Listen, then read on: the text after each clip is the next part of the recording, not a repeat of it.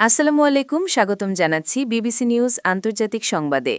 শুরুতেই সংবাদ শিরোনাম, এরপর বিস্তারিত। ইরানকে পৃথিবীর বুক থেকে মুছে ফেলার হুমকি ট্রাম্পের। বাংলাদেশ ফার্স্ট নীতি ভারতের লক্ষ্যের সঙ্গে সামঞ্জস্যপূর্ণ। সিআইআই। ব্রাজিলে বিমান বিধ্বস্ত হয়ে পাইলটসহ নিহত ৩। আমি তামিলনাড়ুর মুখ্যমন্ত্রী হব, বাবাকে বলেছিলেন বিজয়। দর্শক, এতক্ষণ শুনছিলেন সংবাদ শিরোনাম। এখন বিস্তারিত। আপনি যদি ইসরায়েলের ধ্বংস চান এবং মুসলিমদের পাশে থাকেন, তাহলে ভিডিওতে লাইক করে চ্যানেলটি অবশ্যই সাবস্ক্রাইব করে দিবেন এবং আপনার মূল্যবান মতামত অবশ্যই কমেন্টে লিখে জানিয়ে দিবেন। এখন বিস্তারিত। ইরানকে পৃথিবীর বুক থেকে মুছে ফেলার হুমকি ট্রাম্পের।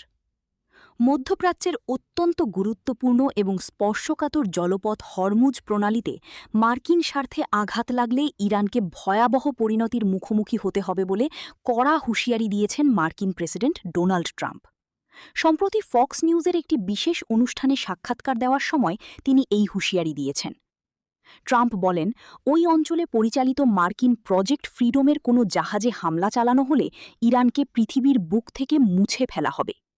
ট্রাম্পের এমন কঠোর মন্তব্য বৈশ্বিক রাজনীতি ও জ্বালানি বাজারে নতুন করে উদ্বেগের সৃষ্টি করেছে। সাক্ষাৎকারে ডোনাল্ড ট্রাম্প যুক্তরাষ্ট্রের বর্তমান সামরিক সক্ষমতার উপর ব্যাপক জোর দেন। তিনি দাবি করেন, গত কয়েক বছরে মার্কিন প্রতিরক্ষা ব্যবস্থায় আমূল পরিবর্তন আনা হয়েছে।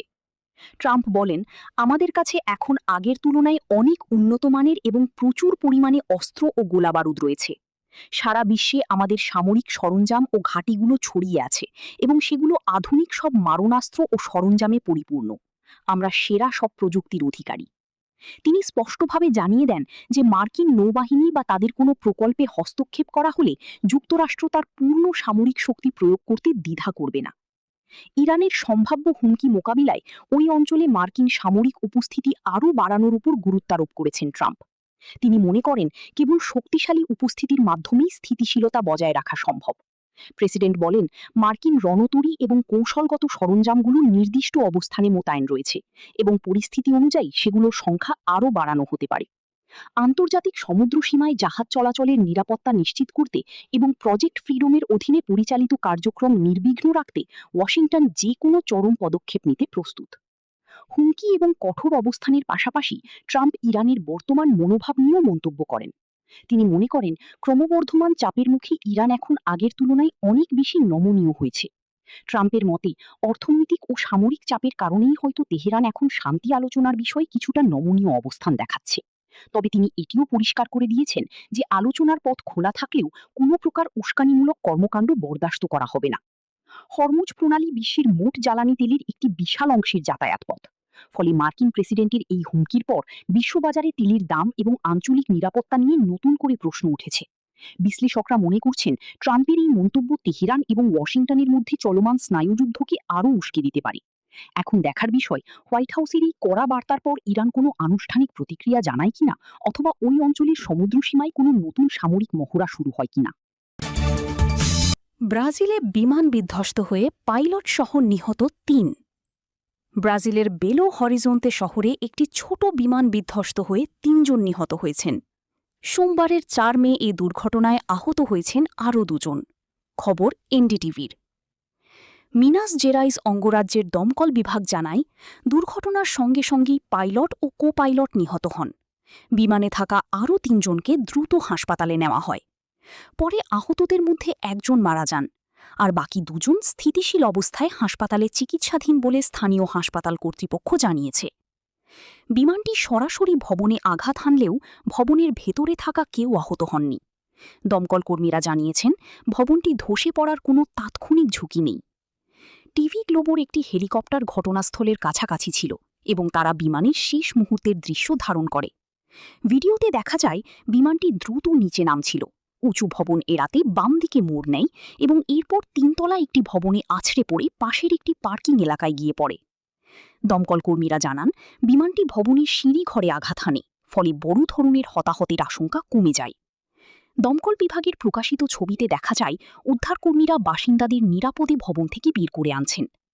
ব্রাজিলের বিমান দুর্ঘটনা তদন্ত ও প্রতিরোধ কেন্দ্রের তথ্য অনুযায়ী ২০২৫ সালে দেশটিতে ১৫৩টি বিমান দুর্ঘটনা ঘটেছে। এতে মোট ৬২ জনের মৃত্যু হয়।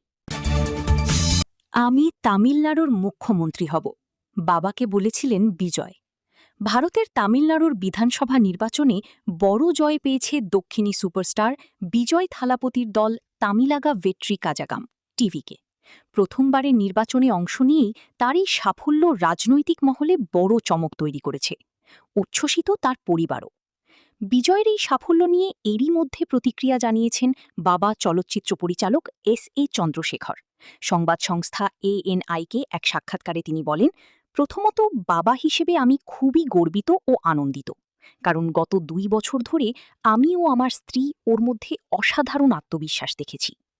চন্দ্রশেখর জানান, তার ছেলে বিজয় তাকে বলেছিলেন, আমি তামিলনাড়ুর মুখ্যমন্ত্রী হব।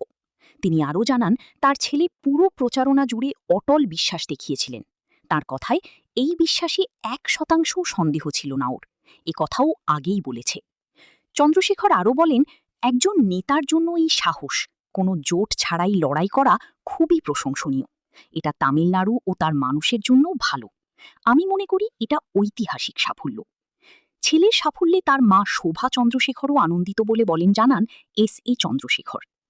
বিজয়ের জয়ের খবরে তার বাড়িতে ভক্তদের ভিড় বাড়তে থাকায় নিরাপত্তাও জোরদার করা হয়েছে। পুলিশের পাশাপাশি অতিরিক্ত নিরাপত্তাকর্মী মোতায়েন করা হয়েছে এলাকায়। এই রাজনৈতিক উত্তেজনার মধ্যেই অভিনেত্রী তৃষা কৃষ্ণানকেও দেখা গেছে বিজয়ের বাড়িতে। দীর্ঘদিনের সহ অভিনেত্রী ও ঘনিষ্ঠ বন্ধু হিসেবে তার উপস্থিতিও নতুন করে আলোচনার জন্ম দিয়েছে। এদিকে বিজয়ের সাফল্যে তাকে অভিনন্দন জানিয়েছেন তামিল তারকা নানি, ভেঙ্কট প্রভু সহ অনেকেই। বাংলাদেশ ফার্স্ট নীতি ভারতের লক্ষ্যের সঙ্গে সামঞ্জস্যপূর্ণ। সিআইআই। ভারতের শীর্ষ শিল্প সংগঠন সিআইআই বাংলাদেশের বর্তমান সরকারের প্রশংসা করে বলছে, বাংলাদেশের নতুন সরকারের সবার আগে বাংলাদেশ কৌশলের সঙ্গে ভারতের নিজস্ব উন্নয়ন অভিজ্ঞতার সামঞ্জস্য রয়েছে। বাংলাদেশ ভারতের মধ্যে আরও শক্তিশালী অর্থনৈতিক অংশীদারিত্বের নতুন সুযোগ তৈরি করেছে। সোমবার দুপুরে নয়াদিল্লিতে ভারতীয় শিল্প কনফেডারেশনের সদর দপ্তরে সফররত বাংলাদেশি গণমাধ্যম প্রতিনিধি দলের সঙ্গে মতবিনিময়কালে ভারতীয় শিল্প খাতের প্রবীণ ব্যক্তিত্ব পঙ্কজ ট্যান্ডন কথা বলেন।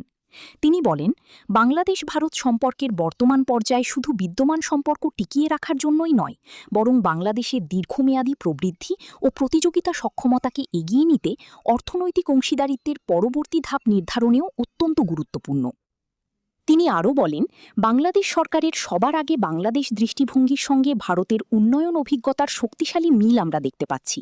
সবার আগে বাংলাদেশ মূলত দেশীয় সক্ষমতা বৃদ্ধি, কর্মসংস্থান সৃষ্টি, উৎপাদনশীল উন্নয়ন, রপ্তানি বহুমুখীকরণ, ডিজিটাল রূপান্তর এবং দীর্ঘমেয়াদী স্থিতিশীলতার উপর গুরুত্ব দেয়। গুরুত্বপূর্ণ বিষয় হল, এটি কোনো অন্তর্মুখী কৌশল নয়, বরং সুপরিকল্পিত অংশীদারিত্বের মাধ্যমে জাতীয় সক্ষমতা শক্তিশালী করার উদ্যোগ।